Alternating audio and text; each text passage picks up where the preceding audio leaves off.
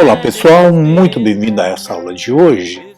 Caiu na Universidade Federal de Minas Gerais e diz o seguinte: observe a figura. Na figura ao lado, o trapézio ABCD tem altura 2 raiz de 3 e bases AB igual a 4, DC igual a 1.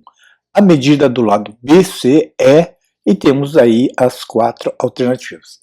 Bom, pessoal, quem vê assim pela primeira vez vai perceber que eu não tenho muitos dados aqui a princípio. Eu só sei que ele tem altura, mas a altura você precisa projetar aqui no desenho, que é 2 raiz de 3. Percebam que não tem unidade de medida aqui. Então, quando é assim, é uma unidade de medida qualquer. A gente pode usar como o M, tá? Unidade de medida.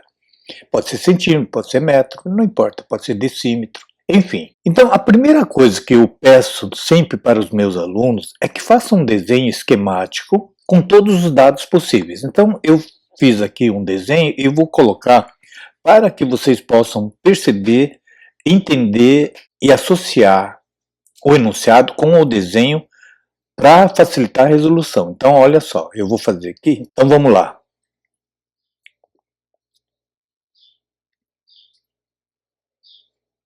Bem, aqui está o desenho que eu fiz da seguinte forma. Coloquei primeiro todos os dados que o exercício me deu, que é 1 unidade à distância DC, 4 unidades à distância AB, e eu quero saber qual é a pergunta do exercício.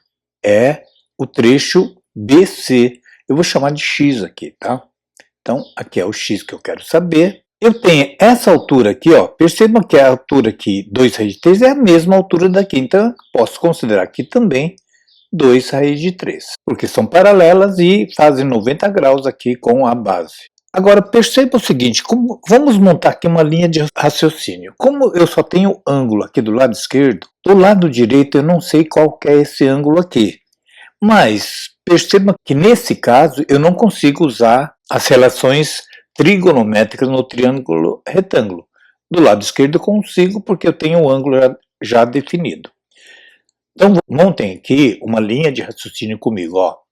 Eu tenho nesse triângulo aqui, ó, da direita, vou chamar de triângulo 1, esse retângulo de retângulo 2 e esse triângulo aqui também, triângulo 3. Então eu tenho 3 figuras aqui. Perceba que no triângulo retângulo 1, se eu tivesse essa medida aqui, vou chamar aqui então de E e aqui de F. Se eu tivesse a medida desse cateto BE, bastaria usar teorema de Pitágoras, não é isso? Ah, mas não tem outro jeito? Bom, se eu tivesse esse ângulo aqui, teria as relações trigonométricas. Então vamos na captura do x através do teorema de Pitágoras. Bom, professor, mas eu não tenho isso aqui. Bom, eu tenho a medida 4, que é a AB. Então, se eu descobrir essas duas medidas aqui, eu consigo, subtraindo do total, descobrir o trecho EB. Mas o trecho EF, o segmento EF, eu consigo, porque não mesmo que um aqui em cima, ó, é a mesma largura, ó, CD é a mesma distância de EF, então aqui eu já posso cravar que mede uma unidade de medida aqui, ok? Resta agora saber isso daqui. Se eu souber essa distância AF, eu consigo matar a questão. Ah, mas como que eu vou saber essa medida aqui? Bom, essa medida aqui, ó, o AF, é o cateto, não é isso? Cateto o quê, hein? Vamos agora dar uma recordada, ó. O ângulo de 60 graus está aqui. Cateto em um triângulo retângulo são os dois lados que formam 90 graus, ó. Então, eu tenho aqui o AF, que é o cateto adjacente, porque está do lado do ângulo, e o DF é o cateto oposto, e o AD seria a hipotenusa. A hipotenusa sempre é do lado oposto ao ângulo de 90 graus, ok? Beleza, então, nesse caso aqui, eu quero saber essa distância AF, vou chamar de distância D. Ora, o que eu tenho aqui? Eu tenho a medida do ângulo oposto, a medida do cateto oposto, que é 2 raiz de 3, e eu quero saber o cateto adjacente. Ora, daquela formulinha que você já aprendeu em relações trigonométricas, como que era mesmo? Ó, vamos fazer uma revisão rápida aqui, ó.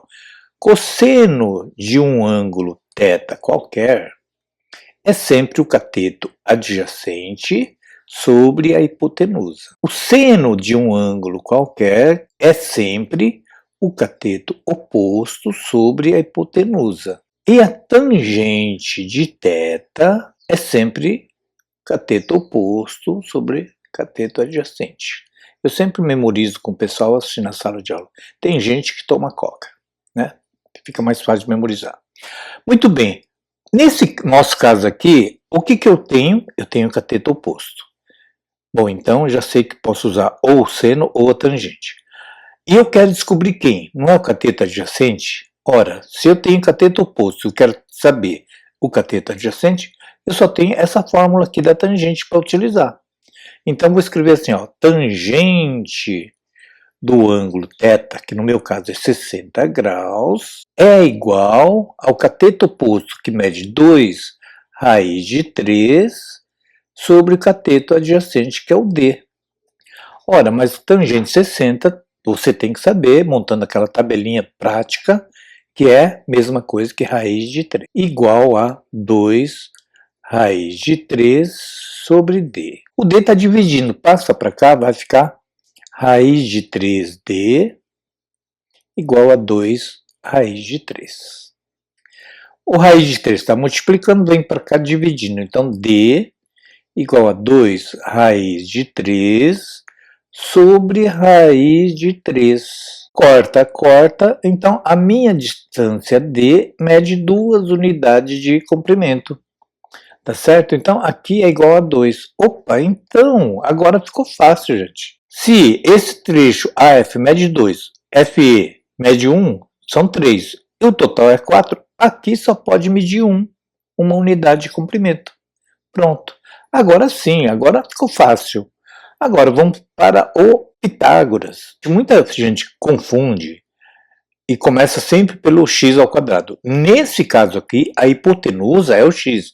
Então, beleza, tá? Então eu posso usar direto que hipotenusa ao quadrado é igual ao cateto ao quadrado, 2 raiz de 3 ao quadrado, mais 1 ao quadrado.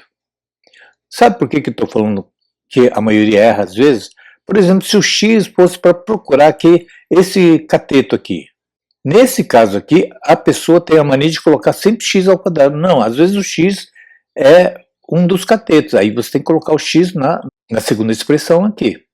Beleza? Então não tome cuidado quando acontecer esse tipo de coisa. Bom, agora vamos lá. Ó. X ao quadrado. Olha só, esse erro também é muito comum entre os alunos. Como é que eu elevo um número que está acompanhado de uma raiz? Tem que elevar ambos. Então, ó, 2 ao quadrado vai dar 4. Raiz de 3 ao quadrado, gente, é raiz de 3 vezes raiz de 3, que é 9. Raiz quadrada de 9 é 3. Então, coloca aqui. Mais 1. 1 ao quadrado é 1. Então, x ao quadrado igual a 12 mais 1. Ou x ao quadrado igual a 13. Como 13 não tem uma raiz exata, então eu tenho que colocar aqui raiz quadrada aqui e raiz quadrada aqui.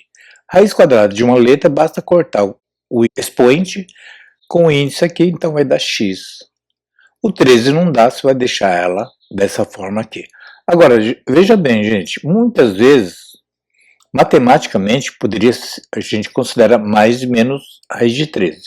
Só que, como trata de uma medida de comprimento, e não existe medida de comprimento negativo, então a gente considera positivo, só isso, tá?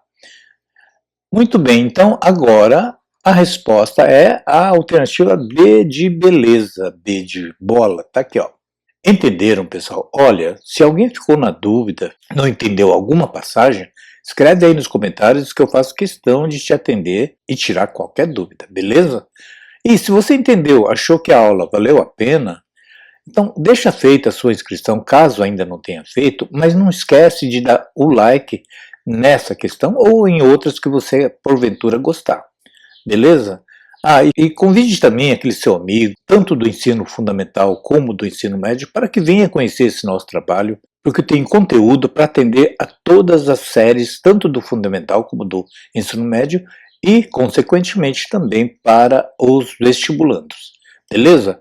Por hoje é só, eu deixo aqui um grande abraço a vocês, fiquem com Deus e até a nossa próxima aula. Tchau!